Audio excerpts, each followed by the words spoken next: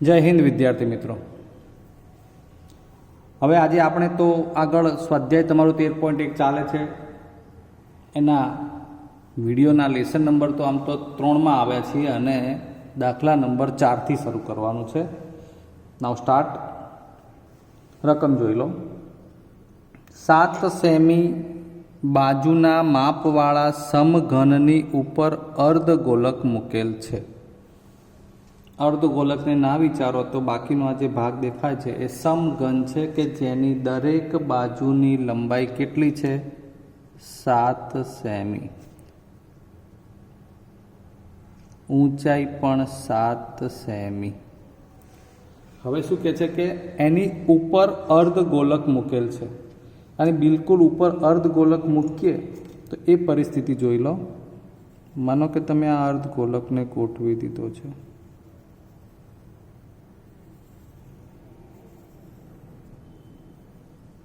તમારે ગેસ કરવાનું છે આમાંથી કે આ જે ભાગ રોકશે એ તળિયું કેટલી જગ્યા ઉપર હશે। આ અર્ધગોલકનું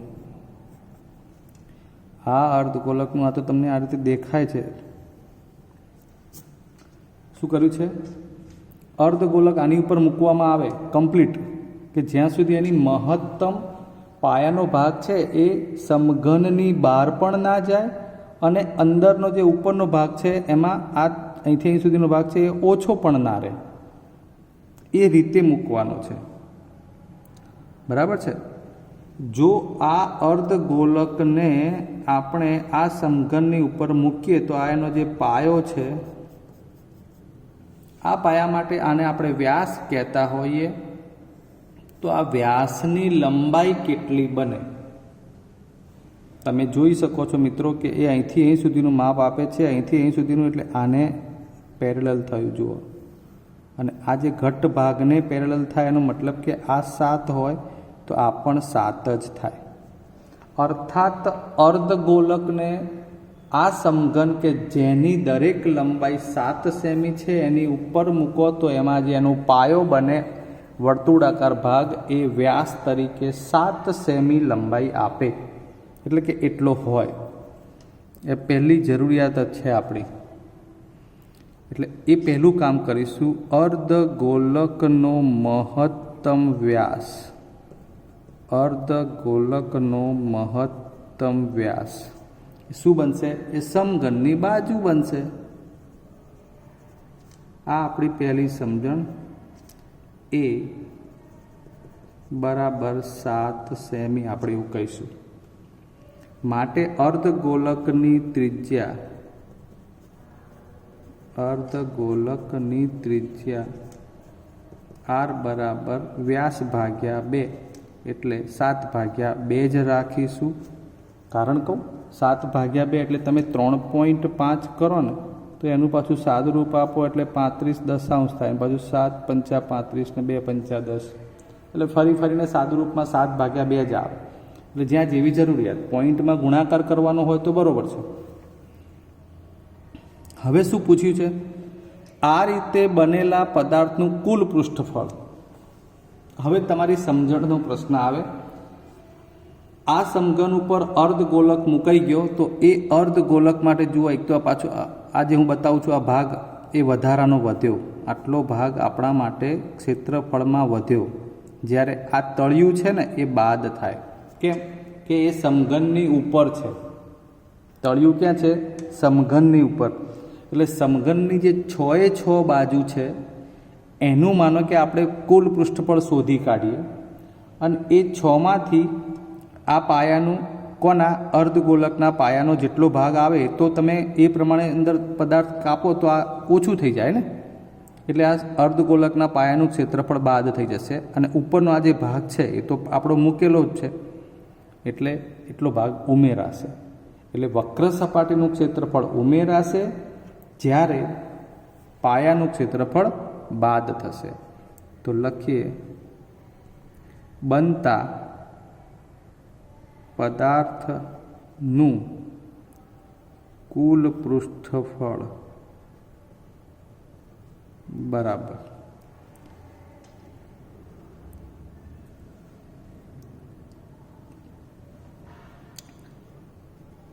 સમઘનનું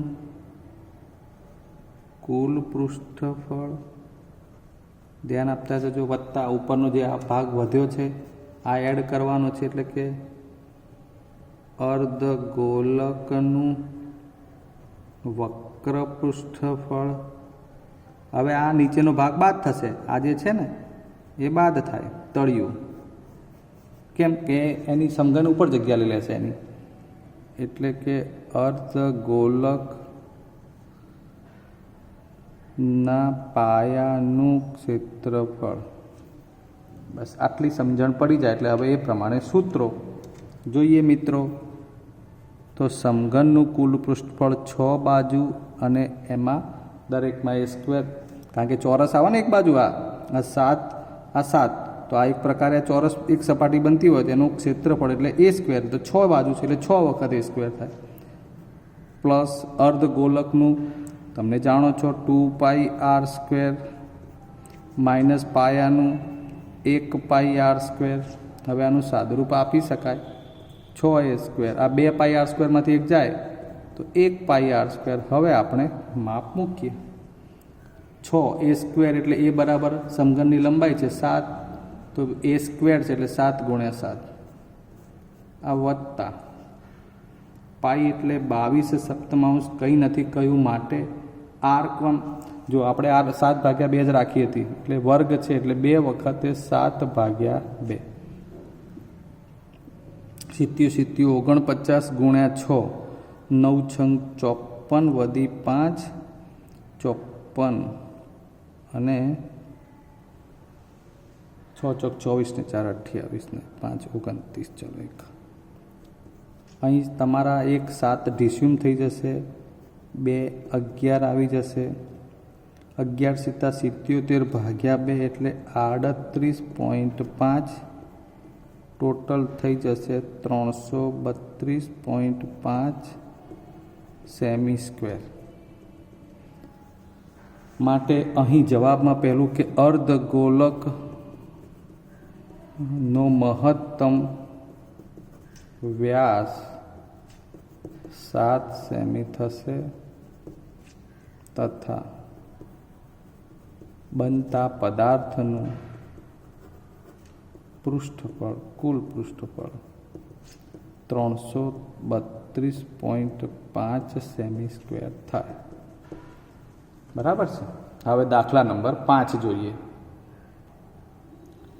એક સમઘન લાકડાના ટુકડાના એક પૃષ્ઠમાંથી, મતલબ કે એક સપાટી અર્ધગોલક કાપવામાં આવે છે.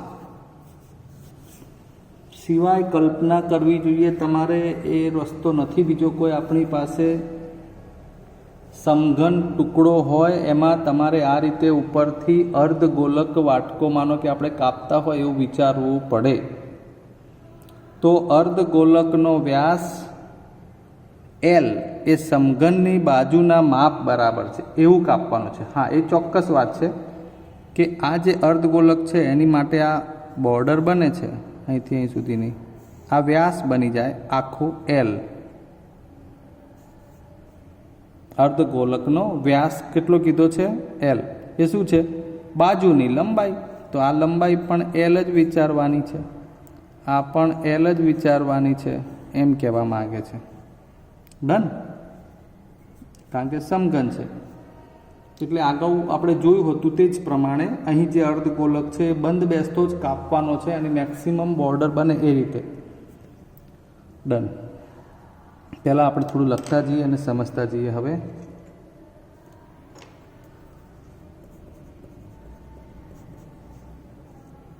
સમઘન ની બાજુ બરાબર અર્ધગોલકનો વ્યાસ L સેમી. આ એક કામ. હવે એક એક બાબત સમજી લઈએ. પહેલાં શું શોધવાનું છે? તો બાકી રહેલા પદાર્થનું કુલ પૃષ્ઠફળ. અહીં શું થાય છે? આગળના દાખલામાં એને આપણે ઉપર, સમઘનની ઉપર આપણે અર્ધગોળો મૂક્યો હતો, અહીંયા અંદરથી કાપવાનો છે. તો કાપી લઈશું ત્યારે તમને જુઓ તો આ સરફેસ છે, આ અર્ધગોલકની જે સરફેસ છે એ પ્લસ થાય. સમજજો બરોબર.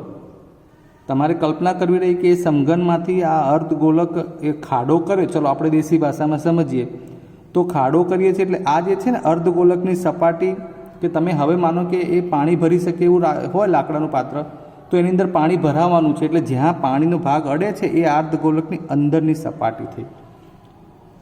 એટલે આખા સમઘનમાં એ ભાગ અત્યારે એડ થયો એવું કહી શકાય. માઇનસ શું થાય? આ ઉપરનો ભાગ. માઇનસ કયો ભાગ થાય? જે અર્ધગોલક હોય એનો આ ભાગ કપાય ને, કારણ કે ઉપર તો હોય જ નહીં, એટલું તો ઉડી ગયું હોય. એટલે દરેક ભાગની સમજૂતી પ્રમાણે આપણે એક એક કામ કરી લઈએ. પહેલાં તો સમઘનનું ઘનફળ આપણે કુલ પૃષ્ઠફળ શોધવાનું થાય. સમઘનનું કુલ પૃષ્ઠફળ, તમે એવું વિચારી લો કે એનું કુલ પૃષ્ઠફળ આપણે જે શોધવાનું છે એમાં દરેક બાજુ તો L છે એટલે 6L² છે અત્યારે. હવે આપણે એની પર અર્ધગોલકનો ચર્ચા કરતા હોઈએ ત્યારે એમાં આપણને ખબર પડી ગઈ કે આ સપાટી જે અંદર આપણને અર્ધગોલક કાપ્યા પછી મળવાની છે. એટલે આપણે એ કામ કરી લઈએ કે ભાઈ કાપવામાં આવેલ અર્ધગોલકની વક્ર સપાટીનું ક્ષેત્રફળ, કાપેલ અર્ધગોલકની વક્ર સપાટી, અહીંયા શબ્દ બદલ્યો છે મેં, નું ક્ષેત્રફળ, જેમાં 2πr² સૂત્ર હોય. તમને ખબર છે કે અહીંયા એની r શું બને? તો આ આખું જે માપ છે એનો વ્યાસ છે, બરાબર છે. માટે અર્ધગોલક, ચલો લખીએ તો અર્ધગોલકની r બરાબર વ્યાસ ભાગ્યા 2 L ભાગ્યા 2 સેમી. તો અહીંયા 2π આરની જગ્યાએ L ભાગ્યા 2.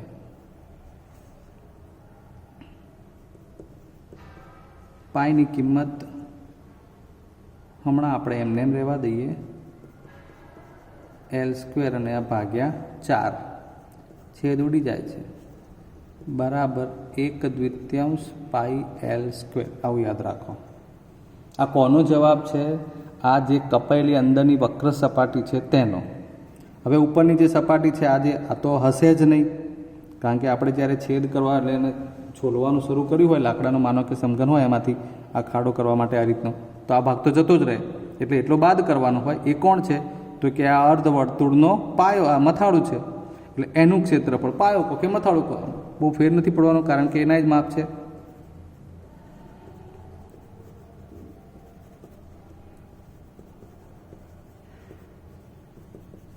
એક πr² આવે. પાઈને હમણાં આમ નામ રાખો. r આપણને ખબર છે L ભાગ્યા 2, એટલે પાઈ ગુણ્યા L² ભાગ્યા 4, એટલે 1/4 પાઈ L² કહી શકાય. હવે આપણે આખી બાબતમાં જેટલા જરૂરી ભાગ હતા એ બધા તારવી લીધા. આ 2πr², આ 1πr², આખું સમઘન 6a². ડન. હવે લખાણમાં ફાઇનલી શું આવશે? તો બાકી પદાર્થનું કુલ પૃષ્ઠફળ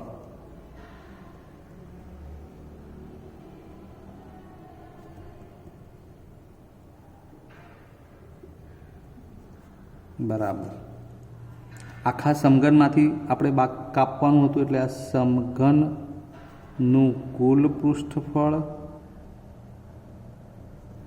માઇનસ શું કરીશું? કયો ભાગ? ઉપરનો, અથવા એને એડ કરી લઈએ પહેલાં. ચલો, આ અંદરનો જે વક્ર ભાગ, એટલે અર્ધગોલકનું વક્ર પૃષ્ઠફળ,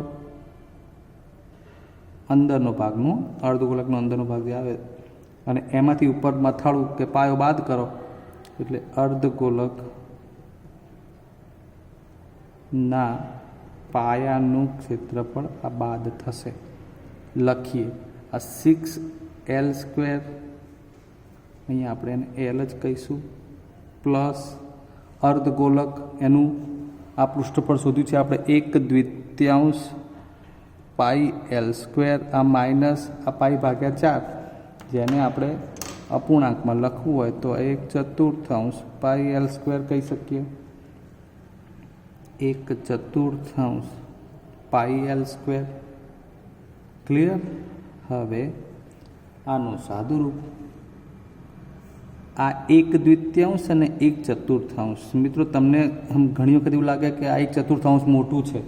ભાઈ એ છેદમાં છે 4, ચોથો ભાગ છે, આ અડધું છે, અડધામાંથી ચોથો ભાગ જાય એટલે અડધો ભાગ વધે. સમજો બરોબર? આ 1/4 અડધામાંથી ચોથો ભાગ ગયો એટલે ચોથો ભાગ વધે એટલે 1/2 માઇનસ 1/4 પ્રમાણે આ 1/4. તમે એવું ના કહેતા કે સાહેબ આ નથી લખ્યું કે આ નથી લખ્યું. આ બંનેનું સાદુરૂપ આપ્યું છે. 1/2 એટલે આ 50 પૈસા, 1/4 એટલે 25 પૈસા, 50 પૈસામાંથી 25 પૈસા જાય એટલે 25 પૈસા વધે. એ પ્રમાણે આ 1/4 એટલે 25 પૈસા પાઈ એલ સ્ક્વેર. બાદ બાકી કરી છે બેને, બરાબર? આ બે પદોનું સાદુરૂપ આપ્યું એટલે જવાબ 1/4 પાઈ એલ સ્ક્વેર મળ્યો. હવે તમારે લસા લઈને આપણે ચેક કરવું છે. તો આ 6 ચોક 24 L square plus pi L square છેદમાં 4. હવે આ બંનેના છેદમાં 4 આવી ગયા છે. કોમન કાઢી લો તો 1/4, બંનેમાં એલ સ્ક્વેર પણ છે. હવે અહીંથી વધશે 24 પ્લસ એકલા પાઈ. આટલા સેમી કેવું કંઈ માપ તો આપ્યું છે? નથી કહ્યું. ચલો આપ્યું હોય તો આપણે એકમ લખવાનું, ના આપ્યું હોય તો નથી લખવાનું. 1/4 એલ સ્ક્વેર કૌંસમાં 24 + પાઈ એ આપણું આ સમઘન કે જેની ઉપરથી આપણે અર્ધગોલક કાપેલો છે અને જે સપાટી મળે એ બધી જ સપાટીનું કુલ પૃષ્ઠફળ થઈ ગયું. ડન. નેક્સ્ટ 6થો પ્રશ્ન વાંચો મિત્રો. દવાની એક કેપ્સ્યુલનો આકાર નળાકારની બંને બાજુએ અર્ધગોલક લગાડેલા હોય તે રીતનો છે. પહેલાં આપણે આનો જવાબ લઈ લઈએ. આ એક કેપ્સ્યુલ છે. આપણે અહીંયા એવું સમજવાનું છે કે આ જે આકાર છે એમાં અહીં આ અર્ધગોલક છે, આ બાજુનો ભાગ અને એ જ રીતે આ બાજુનો ભાગ પણ.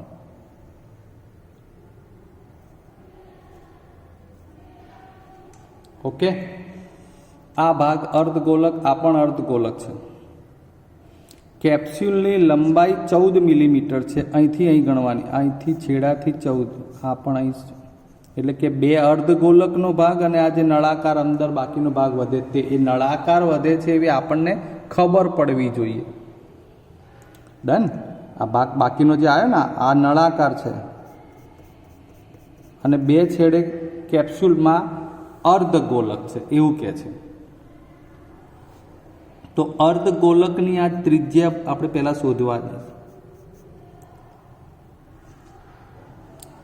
કેપ્સ્યુલની લંબાઈ 14 મિલીમીટર છે અને તેનો વ્યાસ 5 મિલીમીટર છે. હવે આ તેનો શબ્દ કોના માટે? આખી કેપ્સ્યુલ માટે. અને જ્યારે આખી કેપ્સ્યુલની વાત ચાલે છે એટલે એની અંદર બે ભાગ છે, નળાકાર અને અર્ધગોલક. જે બંધ બેસતો પદાર્થ હોવાથી અહીં તમારે નળાકારની ત્રિજ્યા અને અર્ધગોલકની ત્રિજ્યા સમાન ગણવાની થાય જોઈએ. એ 5 મિલીમીટર હોય તો આ એનું અડધું થાય 5/2, એટલે આ પણ 5/2. સમજો બરોબર? હવે આપણને તો નળાકારની એચ જોઈએ છે. અહીંથી માંડી હું જે ભાગ રાઉન્ડ બતાવું આ નળાકારની એચ એટલે કેટલી થાય? તો આખું જે 14 છે એમાંથી 2 વખતે 5/2 આટલો ઘટ્ટ ભાગ બાદ કરવો પડે. આ નળાકાર માટે 14 માઇનસ 2 ગુણ્યા 5/2 થાય ને 2 વખતે. ટૂંકમાં 2 વખત કરો એટલે 5 બાદ થઈ જશે. એટલે 14માંથી 5 બાદ કરો એટલે 9 મિલીમીટર એ નળાકારની આ કેપ્સ્યુલ માટેની લંબાઈ જોઈએ. ચાલો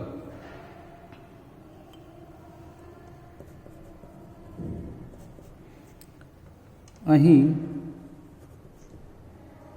કેપ્સ્યુલ બરાબર નળાકાર વત્તા બંને છેડે અર્ધગોલક, આટલી સમજણ પડવી જોઈએ. માટે બંને અર્ધગોલકની આર બરાબર મિલીમીટરમાં 5 આપણને વ્યાસ આપ્યો છે 5/2 મિલીમીટર. હવે નળાકારની એચ શોધવાની. તો નળાકારની ઊંચાઈ એચ બરાબર કેપ્સ્યુલની કુલ લંબાઈ, શબ્દો સમજો, કુલ લંબાઈ કીધું એમાંથી 2 વખતે એટલે કે 2 ગુણ્યા અર્ધગોલકની ત્રિજ્યા આટલું બાદ કરવાનું થાય. કેપ્સ્યુલની કુલ લંબાઈ છે 14 મિલીમીટર. આ 2 આપણે આ 5/2 અઢી એટલે નથી કર્યા, ત્યાં ફટાફટ તમને ઉડાડતા ફાવે. 14 - 5 9 મિલીમીટર. આ નળાકારની એચ આવી ગઈ. નળાકારની આર તો આના જેટલી 5/2 જ કહેવાય અને અર્ધગોલકની પણ આર 5/2 જ કહેવાય. હવે આપણે સીધું સૂત્ર વાપરી શકીએ. આવો ત્યારે હવે સૂત્ર વાપરીએ કે કેપ્સ્યુલનું કુલ પૃષ્ઠફળ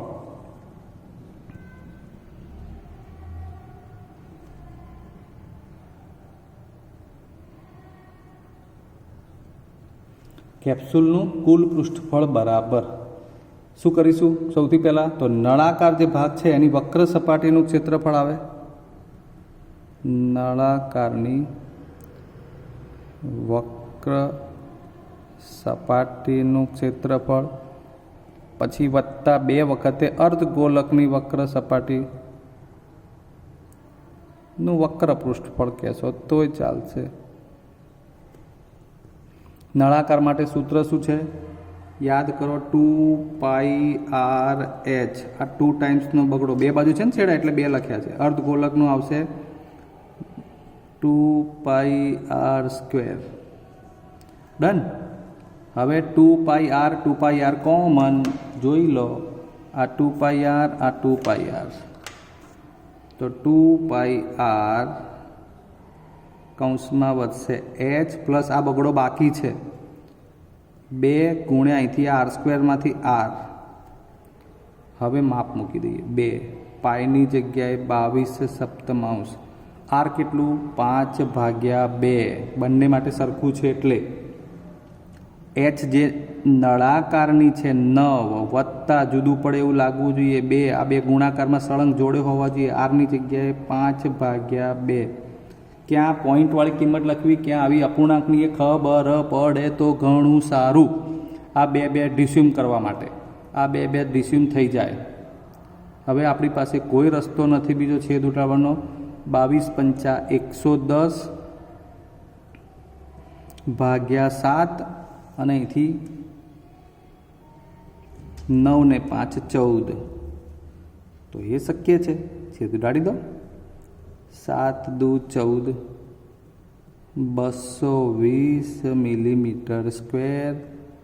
આમ કેપ્સ્યુલનું કુલ પૃષ્ઠફળ 220 મિલીમીટર સ્ક્વેર થાય.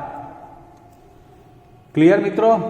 તો આપણે અત્યાર સુધી કુલ 13.1 સ્વાધ્યાયના 6 દાખલા ગણ્યા છે. હજુ પણ દાખલા બાકી છે. આવતી વખતે લેક્ચરમાં જોઈશું. ત્યાં સુધી રજા લઈએ. જય હિન્દ.